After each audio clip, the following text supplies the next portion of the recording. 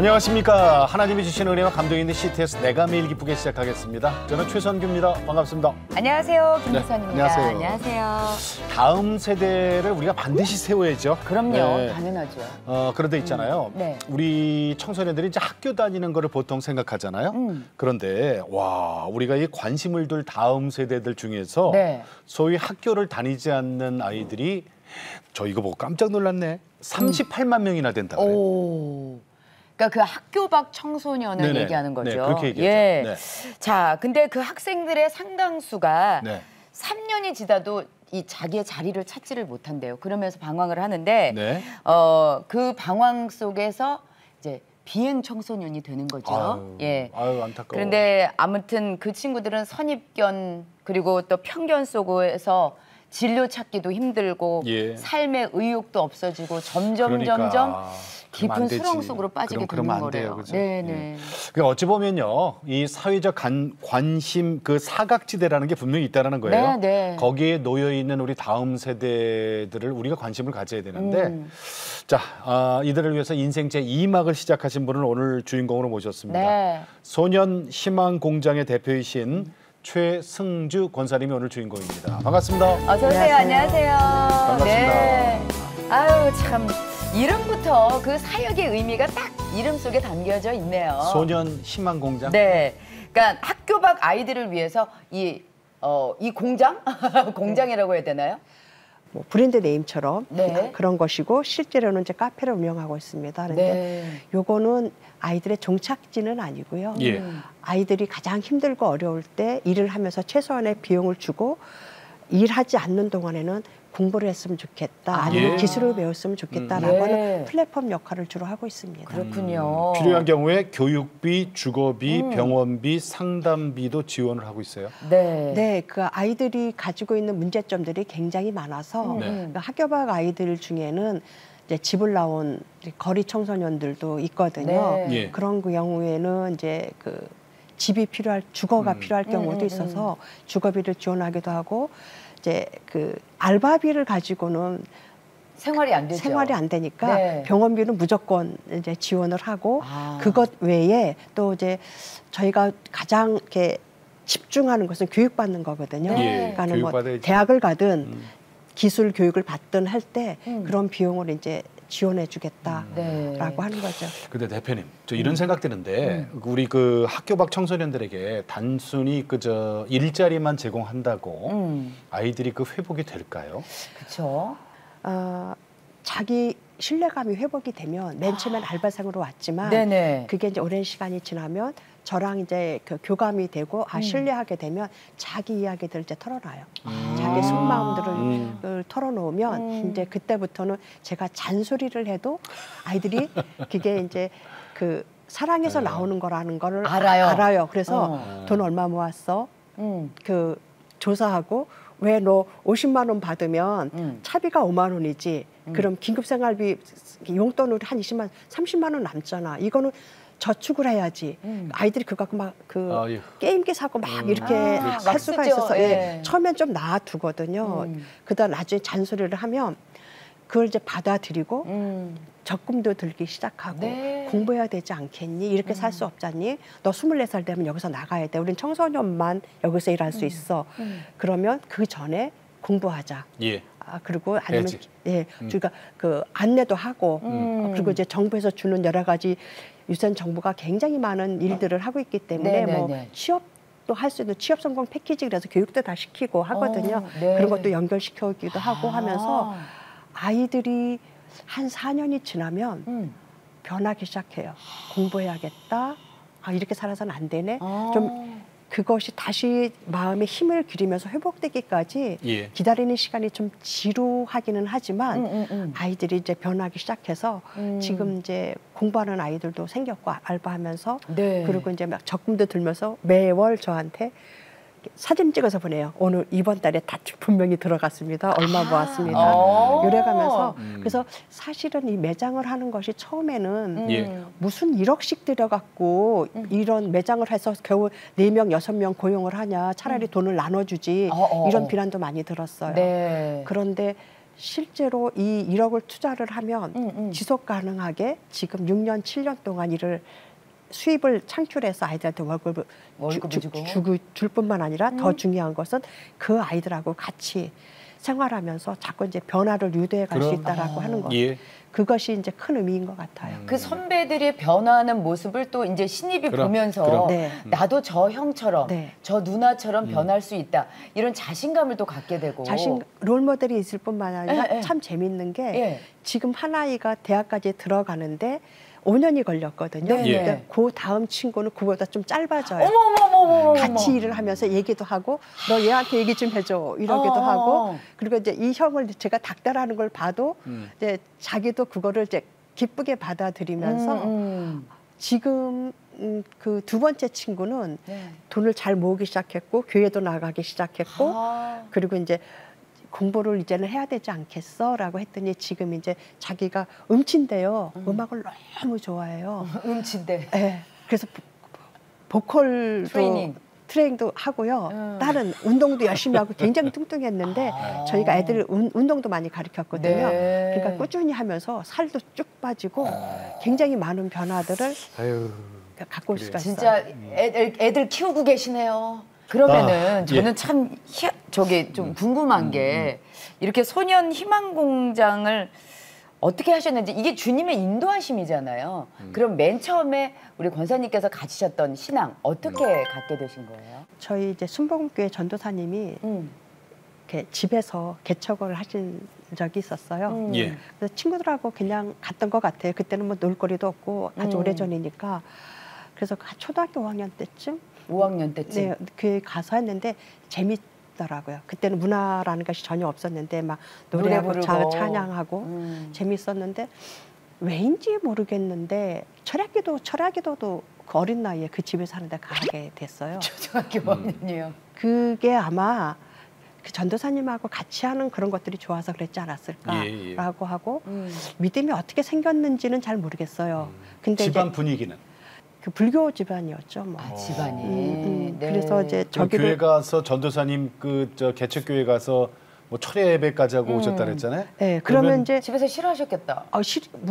굉장히 싫어도 하고 누가 더 싫어하셨어요? 엄마요. 엄마가. 네, 아버지도 제가 이제 아마 새벽 그 철야기도 갔다 와서 코 골고 잤나 봐요. 근데 조그만 게 뭐라고 돌아다니길래 코 골고 자냐고 뭐라고 하시는데 피곤하시지 철야 교회 갔다.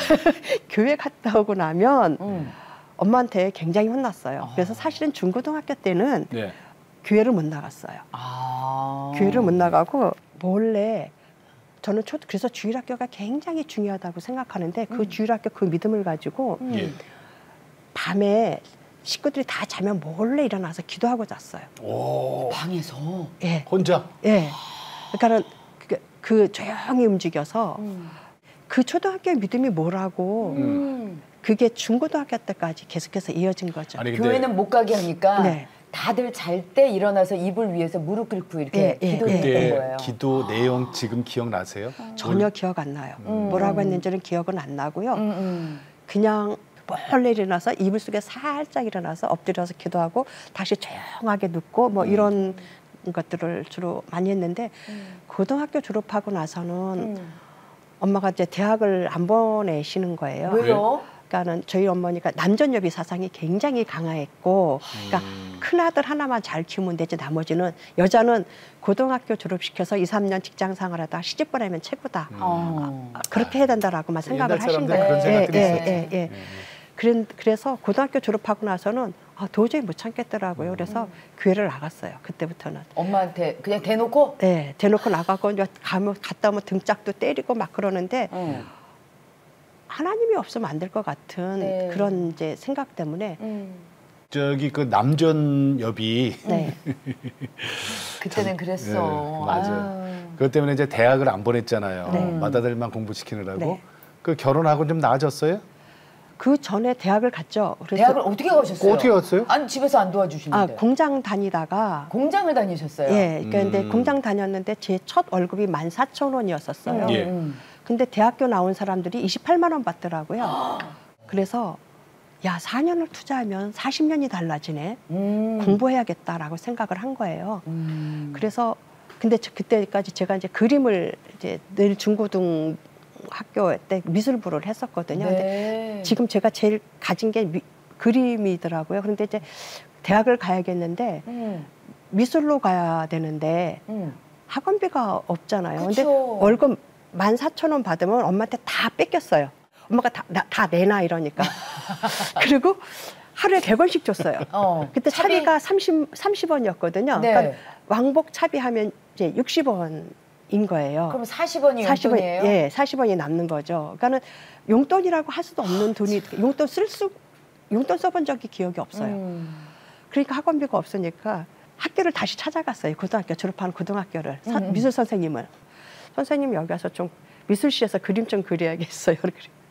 그랬더니 그래?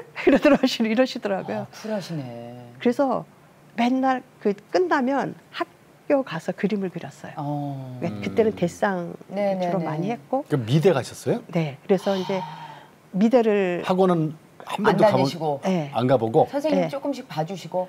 뭐 제가 선생님 퇴근한 다음에 가니까 봐줄 수는 없었는데 막판에 제 친한 친구 오빠를 만났어요, 길거리에서. 근데 오빠가 그림 그린다고 미술 화실이 있다 그래서 오빠 나 그 화실 가서 그림 좀 그리게 해주세요라고 해갖고 그 화실 가서 이제 좀 지도를 좀 그 서너 달 막판에 받았죠. 그래서 그 서너 달 받으신 실력으로 대학을 가신 거예요. 쉽지 않은데, 그 사실. 예술대학이 네네. 등록금도 비싸요. 다른 일반 대학보다. 그 어떻게 엄마가 버티셨어 그래?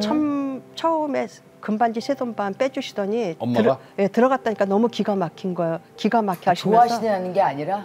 너무 기가 막혀 하면서 금반지 세돈반 이렇게 빼주시더니 이거 팔아갖고 등록금하고 그다음부터 몰라 이러시더라고요. 그래도 첫 등록금은 대주셨네요. 그것만 해도 그걸로 첫 등록금이 돼요? 금반지로? 네 됐었어요. 그리고 뭐 나머지는 어떻게 졸업을 하셨어 그래? 저희 학교에 강의를 오신 분이 한양대학교 박물관에서 일을 하셨는데 미술사전을 만드신다고 예. 너 와서 알바해라 사정 그러셔갖고 알고. 그거를 이제 졸업할 때까지 했어요.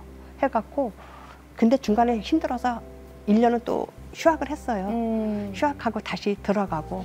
근데 뭐 지금 시작하신 권사님이시고 네. 그리고 그 권사님이 고등학교 때 받은 말씀이 있어요. 네. 제 인생에 두 번의 터닝 포인트가 있었었는데 네, 두 번의 터닝 포인트. 네, 그때도 이제 몰래 기도를 한다 그랬었잖아요. 그런데 그 새남토의 북소리라는 영화를 봤어요. 근데 네. 이제 천주교인들이 순교하는 그런 영화예요. 그런 영화예요? 예. 네. 새남터의 북소리. 네.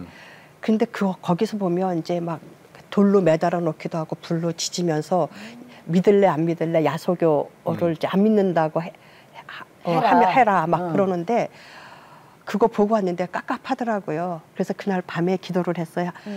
하나님 너 예수 믿을래 안 믿을래요? 그랬더니 믿을래요 그랬더니 총으로 팍 쏴 죽이면 어떨떨결에 그것도 제가 한 게 아니라 어떨떨결에 말했는데 죽어버렸네 뭐 이런 정도로 어떨떨결에 할 수 있을 것 같지만 불로 지지면서 믿을래 안 믿을래 하면 전 정말 믿을래 그 소리를 정말 못할 것 같아요. 그러고서 이제 잤어요. 근데 한밤중에 누가 깨우듯이 제가 벌떡 일어났어요. 근데 그때 마음속에서 들리는 음성이 믿음은 내가 갖는 것이 아니라 내가 주는 것이다. 예. 내가 감당할 만한 시련만 준다라고 했던 그런 음성이 들렸어요. 네네네. 그래서 그때 다시 생각해보니 제가 언제 예수님을 믿었는지도 모르겠고 무슨 계기가 있었던 것 같아요. 그냥 믿어졌었거든요. 네네네. 그래서 다시 그 모든 시련은 제가 감당할 만하기 때문에 허락하신 거네요. 예. 그리고 믿음도 주님이 주신 거니까 그러네요. 그러면 대학교 4년 내내 어렵지 않았어요. 사람들이 이제 막 그 아르바이트 하고 힘들지 않니? 막 이럴 텐데 예, 주위에서. 내가 감당할 시련이니까. 예.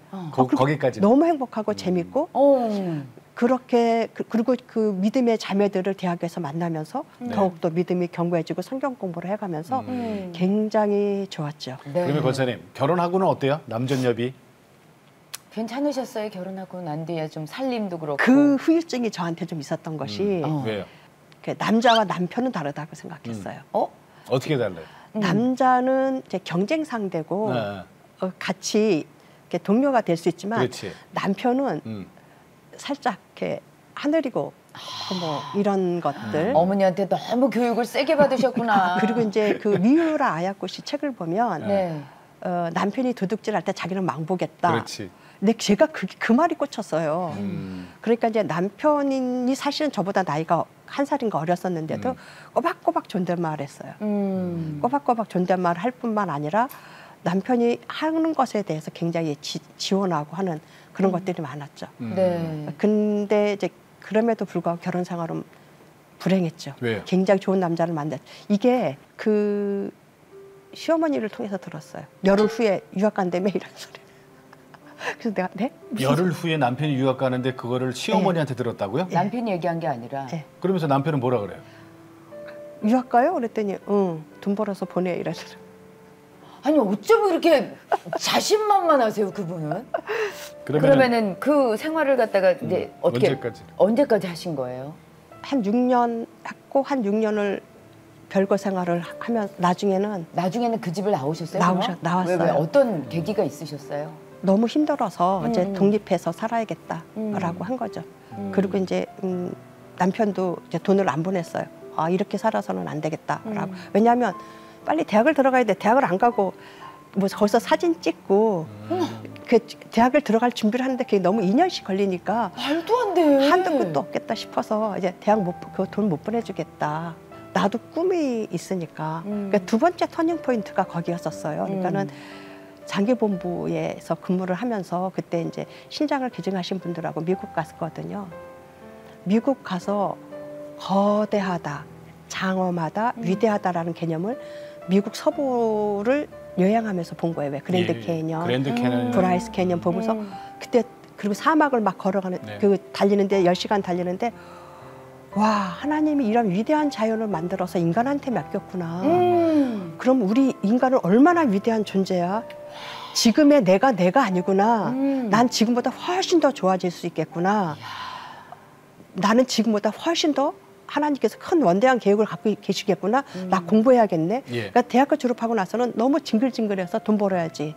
편하게 살아야지라고 생각을 했었는데 공부해야겠다라는 생각 그때 버뜩 든 거예요. 네. 그러고 나서 이제 나와서 대학원 다니고 뭐 공부할 기회만 있으면 이제 계속해서 공부를 남편하고 헤어지고. 와 6년까지는 못 헤어졌어. 그 차마 못 하겠어서 그러다가 이제 결론은 아이 때문에 아이가 엄마랑만 단둘이 살았으면 좋겠다라고 해서 아이가 그렇게 얘기를 해요. 그래서 결정을 내릴 수가 있었었죠. 장기 기증이라는 게 지금은 우리나라에서는 이제 그 자리가 잡혔어요, 그죠? 네. 그리고 이게 저 정부에서도 이제 관여를 하고 기관도 생겼고 그런데 그러기 훨씬 전부터 사랑의 장기기증운동본부가 이걸 먼저 시작한 거거든요. 최초로 국내 최초로 시작을 했죠. 그때 권사님이 이제 처음 초창기 멤버로 몇 명이었어요? 처음에 지금? 제가 들어갈 때는 저 포함해서 4명이었었어요. 4명? 4명이 시작했어요, 그죠? 네, 오피스텔에서 자그마한 오피스텔에서 그 4명의 책상이 꽉 들어가 차면 꽉 끼는 그런 데서 91년도에? 네, 91년. 점점 이제 키워 나가신 거죠. 그 다음에 7명 됐고, 그 다음에 15명 됐고, 그 다음 좀 지나서 32명까지. 어이구, 그랬구나. 91년도 맞아요. 저도 그 생각나네요. 네. 하셨죠? 그때 같이 활동 많이 했죠. 하실 뿐만 아니라 행사에 굉장히 많이 참여를 하셨어요. 저 지금은 이제 그 운전면허증에 다 이렇게 스티커 붙이게 돼 있잖아요. 네, 저번 때문에 저기 있잖아, 이거. 골수 기증 1호자잖아, 내가. 아, 그러셨어요? 나는 그게 이제 그때 당시 저한테 당하신 분이 많아요. 당하신 분? 그러니까 말하자면 기증하는 거는 기본이고 태어나서 헌혈은 기본으로 해야 되고 각막 기증은 기본이다. 나머지 장기 기증하고 시신 기증은 이제 선택인데 무슨 행사만 하면 이렇게 이런 분들 계시면 가만 안 두잖아요. 그렇죠. 홍보도 해서 해라, 사회 좀 와서 해라, 뭐 그 행사하면은 티켓 사라, 이런 거 책 만들면 책 사라, 후원도 해라, 너 좋은 일을 할 기회를 주는 거다 이래가면서. 자, 그러다가 정말 열심히 사랑의 장기기증운동본부 사무국장으로 이제 섬기시다가 주님께서 새로운 인생을 설계해 주셨고 선물을 툭 주셨어요. 아, 재혼이요? 어떻게 만나셨어요? 제가 이제 지구촌 사랑 나눔에 저기 그 자원봉사를 하고 있었어요. 근데 장기기증운동본부는 직업이라고 생각을 하고 나도 뭔가 자원봉사를 해야겠다 그래서 그때 이제 막 이주민들 다문화 이제 사역을 하는 그 초창기 97년도에 일해본 게 편집하는 거, 글 이렇게 출판사에서 좀 일을 했었기 때문에 그거를 그 재능을 이제 기부를 하면서 편집장 역할을 했어요. 이제 그 편집회의를 할 때 오마이뉴스 기자도 하나 올 거예요, 그러시더라고요. 그래서 그때 이제 남편이 이렇게 왔어요. 네. 양복 입고 왔더라고요, 넥타이 메고. 그래서 이제 했는데 편집에 별로 관심이 없는 거예요. 뭐 무슨 얘기도 안 하고서 뭐 기자가 이랬는데 나중에 알고 봤더니 저희 그 김혜성 목사님께서 이분이 이제 혼자 사니까 아, 결혼하고 싶어요. 그랬더니 아, 최 국장이 저기 그 혼자인데 소개해줄까라고 했는데 저한테 말도 없이 그냥 그 회의에 보낸 거예요. 아, 이분은 알고 오신 거예요? 네, 네. 이분은 저를 보러 왔고 그리고 기자니까 검색 기능이 굉장히 높잖아요. 네네. 그러니까 다 찾아본 거예요. 그러니까 제가 어디 나가서 강연한 거, 뭐 어머나, 방송 어머나. 출연한 것들 다 보고 그러고 온 거예요. 그러니까 그분은 어떻게 보면 소개팅짜리네. 네, 저는 몰랐고. 예. 근데 그 다음부터 열심히 전화하더라고요. 그러면서 나중에 이제 김혜성 목사님이 그랬다고. 그래서 내가 그러면서 그 이분이 이제 자기가 새벽기도를 시작했다는 거예요. 새벽기도를 했는데 하나님이 최승주를 너한테 주겠다라고 하셨다는 거예요. 그래서 내가 나보고 직장 얘기하라고 하시라고 왜 당사자한테 말씀만 하시고 엄한 사람한테 얘기하냐고. 기가 막히잖아요. 왜 험한 일을 이 사람이니까. 그랬더니 그가 나중에 널 돌볼 거야. 그런데 지금 너 미얀마 간다고 하지 않았니? 근데 사실은 딸이 대학을 졸업하면 재산 털어서 미얀마 가서 버림받은 여성들을 위한 직업 발견을 해야지 이런 꿈을 좀 갖고 있었을 때예요. 근데 지금 당장 필요로 하는 사람이 있지 않니? 이 사람하고 너 그리고 나중에는 그가 널 돌볼 거야라고 하시더라. 그래서 내가 아 그럼 하나님 관리비 주셔야 돼요.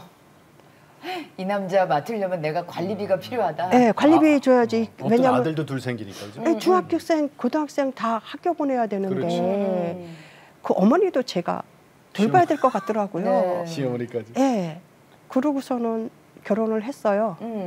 아니 근데 그 소년 희망공장에 씨앗이 된 게 남편이 쓰신 글 때문이었다는 얘기를 들었어요. 아, 저희가 이제 이게 소년희망 공장을 하려면 돈이 필요하니까 그때 이제 그 포털에서 크라우드 펀딩이 굉장히 유명할 때예요. 그래서 남편이 거기다가 이제 글을 쓰기 시작한 거죠. 그래서 소년의 눈물이라는 제목을 가지고 매번 글을 썼는데 6,800만 원이 모였어요.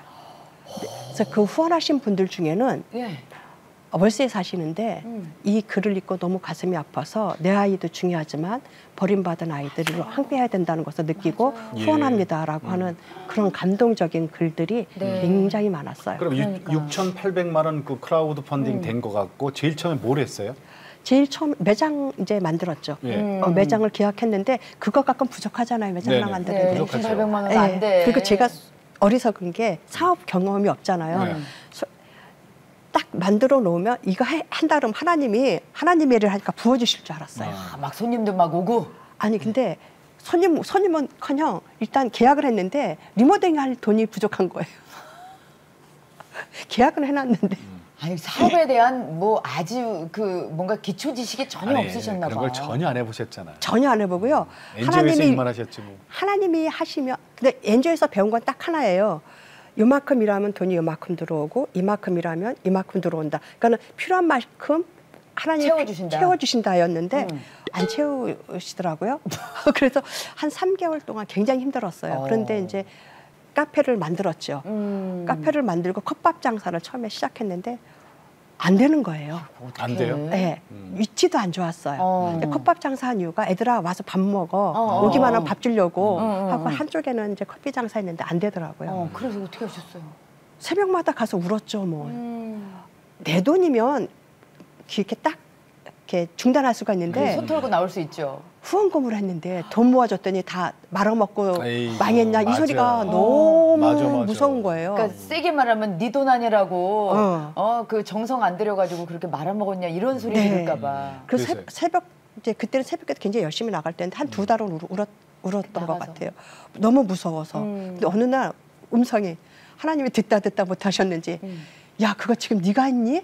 이러시는 목소리가 예, 맞아. 생각해 보니까 무지무지 적자인데 월세를 밀리거나 급여가 밀린 적이 없었던 거예요. 그래서 그때 정신이 아참 내가 한 게 아니었네. 아, 괜히 울었네. 이래서 그러면 지금 앞으로도 하나님이 하실 거라고 믿고 이제는 울지 않고 기도만 하겠습니다라고 하고 이제 나왔는데 그날 오후에 1,000만 원이 찍힌 거예요. 1,000만, 이게 돈 들어오면 왜 핸드폰에 나오잖아요. 그래서 내가 뭐야? 그랬더니 지인이 그 저희 카페에 한번 손님을 모시고 왔었어요. 그래서 제가 이제 그 책을 그때 크라우드 펀딩 했던 것을 책으로 묶었거든요. 그걸 드렸어요. 그랬더니 그분이 뭐 크게는 못하고 조금씩 저희가 정기 후원은 한번 해볼게요 하고 그 변호사님이 그러고 가셨어요. 근데 그 책을 읽어보시더니 돈이 필요한 것 같으시네 하고 1,000만 원을 보내신 거예요. 근데 저는 우체국 갔다 오다 그 문자를 보고 막 울었는데 돈이 1,000만 원이 기쁜 게 아니라 내가 한다고 했잖아라고 하는 하나님의 사인으로 받은 거예요. 그러고 나서 정말 너무 그때 하나님이 보고 계시고 잊지 않고 계시다는 걸 알고 그 다음 매장이 이제 변화가 된 이유도 우연히 TV를 봤는데 이제 그거를 제가 사실은 다른 동기가 너무 장사를 못한다고 내가 걱정을 하니까 그러면 일본 라면 해요. 그 미대 나온 동기가 있는데 일본 라면집으로 바꿔라. 내가 다 전수를 해줄게. 그 친구는 밤에는 장사하고 낮에는 그림 그리고 하면서 그 일본 라면을 돈 번 친구예요. 그러니까 비법을 다 전수해줄게라고 해서 그 저희 그때 사목장님이 목사님이셨고 매니저가 전도사님이었거든요. 그래서 7월 15일 날 이거 리모델링 다시 할 거야. 일본 라면집 할 거야라고 하면서 새벽기도 갔는데 아무 짓도 하지 말고 기다려라는 사인을 받은 거예요. 그래서 그 얘기를 했죠.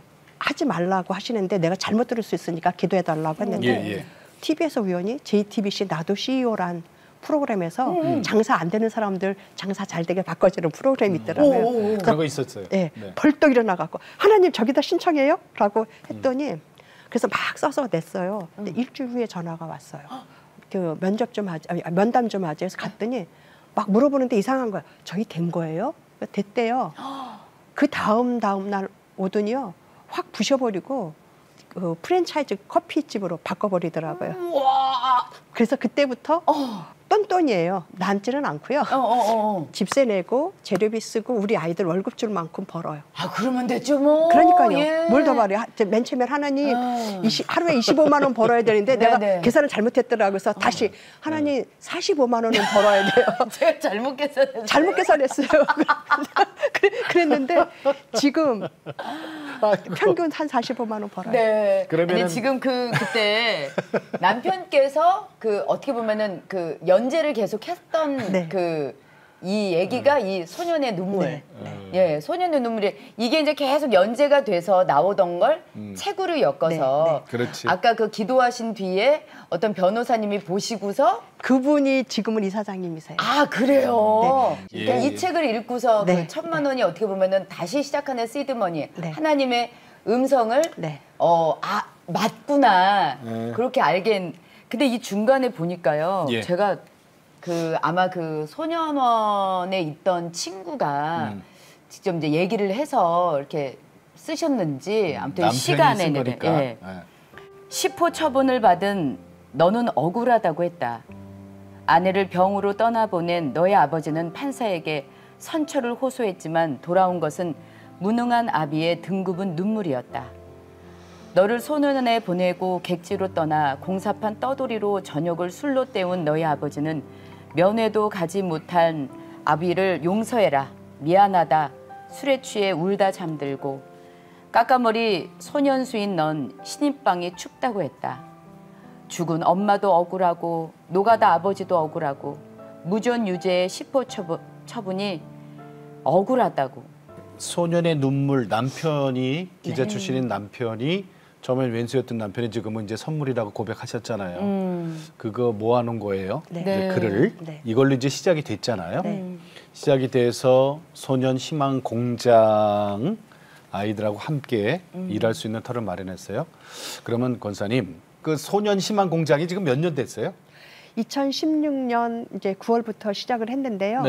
지금 이제 저희와 같이 한 6년 됐네, 그죠? 6년 됐어요. 6년 되니까 이제 거기서 매니저도 나오는데 이 친구는 이제 운둔형에다 자살을 늘 꿈꾸던 친구였거든요. 네. 지금도 우울증 약을 먹고 있는데 네네. 약은 굉장히 많이 줄었어요. 12알에서 이제 한 알로 줄었는데 아직은 다른 데로 나갈 준비가 안 되어 있어서 근데 일은 정말 성실한 친구여서 그래요. 그럼 매니저 하자라고 했는데 공부하겠다고 해서 지금 심리학하고 부전공으로 사회복지를 하고 이야. 있어요.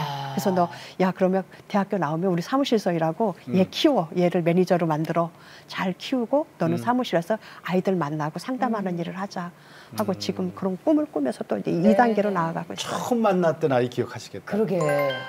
제일 기억에 남는 게 이 아이는 이렇게 내가 이렇게 안아주면요. 잘하자 이렇게 안아주면 저를 꽉 껴안아요. 더 껴안아. 세게. 네, 세게. 그런데 정말 사랑이 고픈 아이구나. 그거 느낄 때 좀 많이 가슴이 아팠어요. 그런 것들이 있고 또 한 친구에도 와서 오면 제가 막 욕을 하거든요. 월세를 못 냈어요. 뭐 했어요. 맨날 돈 타가는 애가 있어요. 근데 어느 날 왔는데 바지를 비싼 걸 사 입은 거예요. 그래서 야 나는 2,000원짜리 사 입어. 근데 너는 어떻게 이런 걸 사 입었어? 막 잔소리했는데 어느 날은 아무 소리 안 했더니 왜 아무 소리 안 해서요? 혼나려고 왔는데. 그게 곧봤구나. 예. 그래서 걔도 갈 때 되면 제가 이렇게 잘하자 그러면 꼭 껴안는. 그러니까 엄마가 너무 고픈 거예요. 그러니까 그런 아이들. 결론은 사랑이 고픈 거예요, 그죠? 네. 아이들한테. 그래서 이제 저희 사역은 사실은 성과를 거두는 사역이 아니라 네. 버티는 사역이라고 선배 목사님께서 말씀하시더라고요. 버티는 사역이다. 네, 왜냐하면 아이들은 쉽게 변하지 않고 끊임없이 힘들고 지치게 하는데 누군가 한 사람이 옆에 있으면 예. 아이들은 더 망가지지는 않고 또 딴 데를 갔다 할지라도 불 지르고 싶을 때 그분이 그랬었지라고 하면서 불을 안 지를 수 있다고 말씀해 주시더라고요. 그러면서 그냥 힘 빼고 옆에 있자. 걔들이 필요로 할 때 자꾸 돈 달라고 할 때 짜증나고 막 야단치지만 결국은 주지만 그래서 그냥 그 상황을 버텨나갈 수 있다면 됐지. 제 돈 주는 거 아니거든요. 후원자들이 보내신 거고 알 수 없는 손길로 하나님의 손길로 이렇게 저희들이 그 필요한 만큼 부어주시거든요. 넉넉해보지도 않았지만 예. 그런 거는 하는 거니까 그 정도 해주자라고 하고 있는 거죠. 그러니까 지금 자녀가 몇 분이에요? 그런 자녀가? 그 희망공장에서 일하는 친구들은 21명이고요. 21명. 그리고 이제 그냥 저희가 돌보고 있는 그러니까 꾸준히 몇 년씩 돌보고 있는 아이들은 몇 명 되지는 않아요. 네. 미혼모들까지 합해서 한 10명 정도 그래요. 꾸준히 지금도 뭐 생활비를 보내준다거나 물품을 지원한다거나 상담을 한다거나 저희는 한 번 이제 연을 맺으면 이제 끝까지 가서 지금 한 8년 된 친구들도 있고요. 네. 이제 시작하는 친구들도 있는데 이제 저희가 지속적으로 하는 이렇게 돌보는 아이들 한 10명 정도. 그때 미혼모 만났으면 그 아기도 8살 됐겠네요. 네, 지금 초등학교 들어갔어요. 아기가? 네. 예. 그래서 처음에 분유가 없다고 이제 소년원에서 만난 아이가 이제 누나를 만나러 갔는데 보육원 출시거든요. 근데 이제 누나를 만나러 갔는데 누나가 분유가 없대요. 라고 해서 천안으로 그때 눈 엄청 많이 내리던 날 갔어요.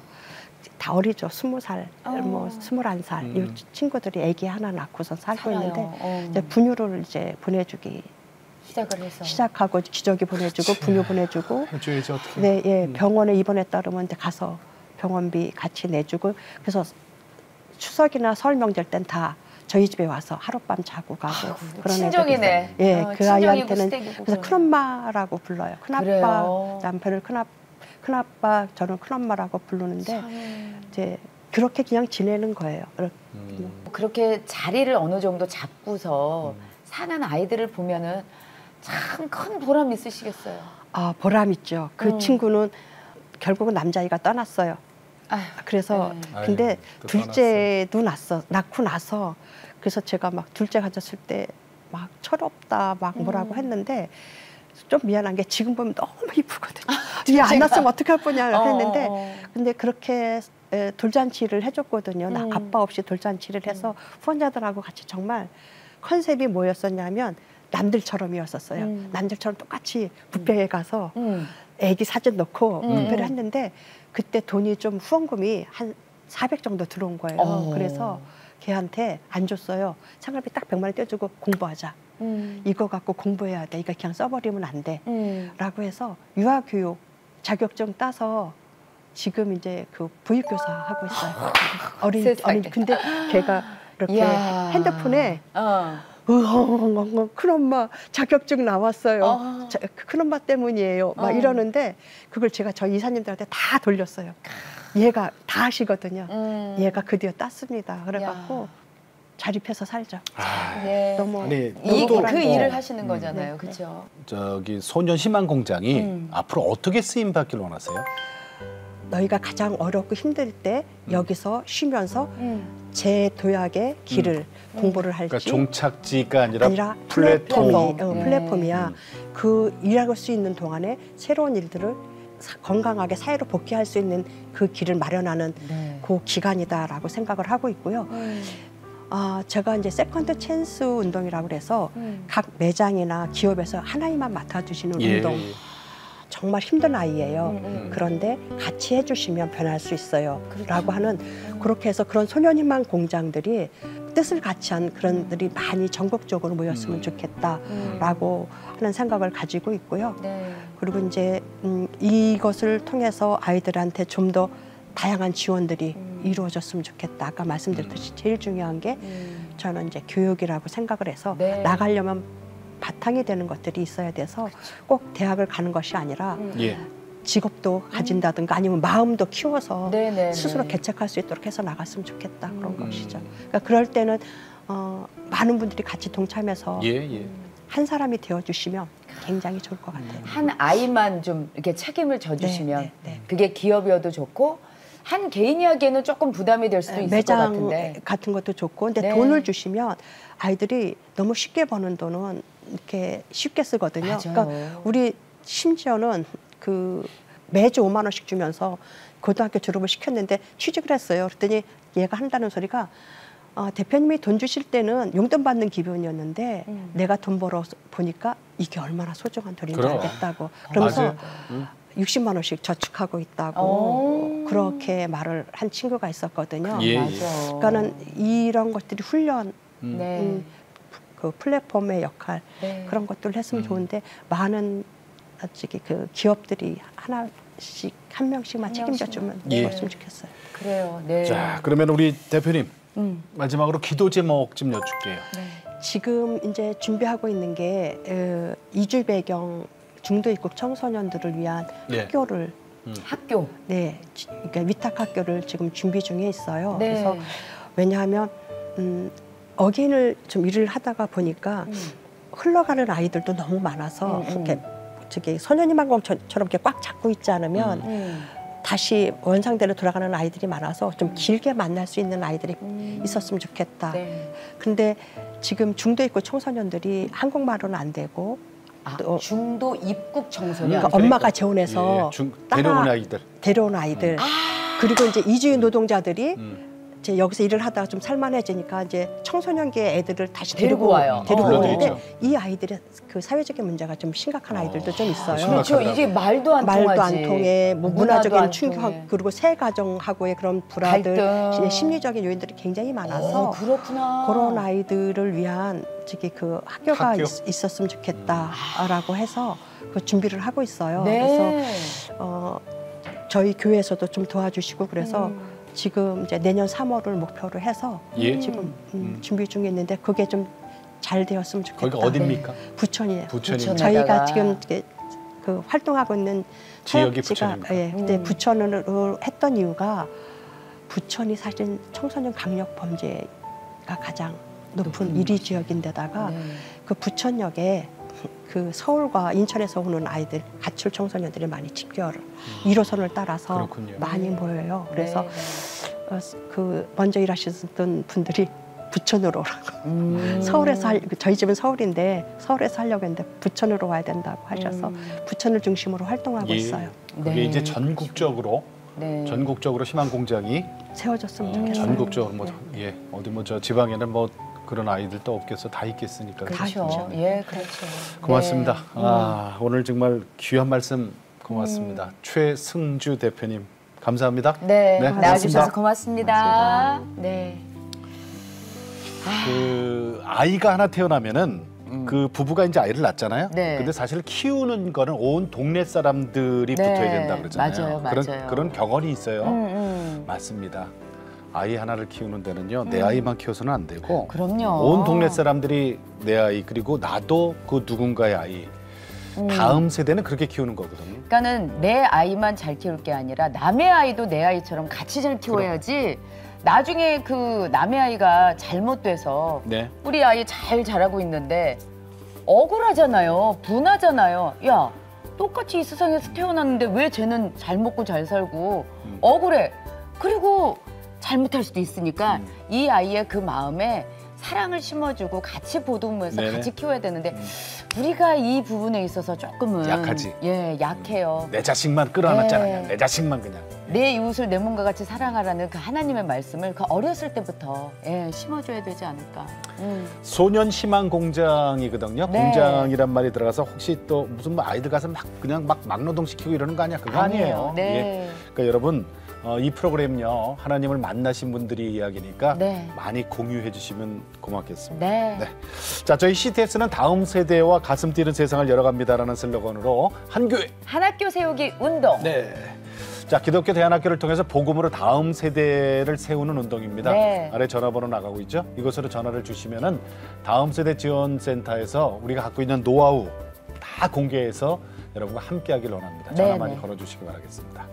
자, 오늘도 주님과 함께 CTS와 함께 평안하게 보내시고 저희는 다음 시간에 다시 뵙겠습니다. 안녕히 계십시오. 이 프로그램은 여러분의 미디어 선교 후원으로 제작되었습니다. 선교는 사명, 후원은 동역. 당신도 복음을 전할 수 있습니다. 선교 후원 02-6333-1003번